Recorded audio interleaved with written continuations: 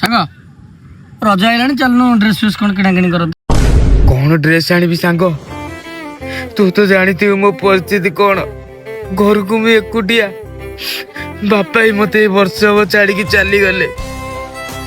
10 ଟଙ୍କାରେ ଖାଇବା ଆଗରୁ 100 ଥର ଭାବିବାକୁ ପଡୁଛି। ଦୋକାନରୁ 1000 ଟଙ୍କା ବାକି ଖାଇଛି ଯେ ଦୋକାନୀ ଆସି ଡେଲି ପଇସା ମାଗୁଛି, ତାକୁ ଦେଇପାରୁନି। ଆଉ କୋଉଠୁ ମୁଁ 5,000 ଦେଇକି ଡ୍ରେସ୍ ଆଣିବି ସାଙ୍ଗ? ହଉ ସାଙ୍ଗ, ତୋ ଜୀବନରେ ଏତେ ଦୁଃଖ ମୁଁ ଜାଣିନଥିଲି। ଭଗବାନଙ୍କ ଉପରୁ ଭରସା ରଖ, ଦେଖିବୁ ସମୟ ଆସିବ ସବୁ ଠିକ୍ ହେଇଛି। ହଁ ବଣ୍ଟି,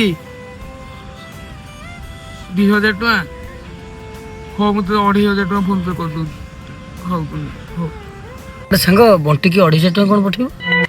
ଆରେ ନାଇଁ ସାଙ୍ଗ, ସେ କଥା କ'ଣ କି, ରଜ 3 ଦିନ କାଉଣ୍ଟର ବନ୍ଦ ରହିବ ତ।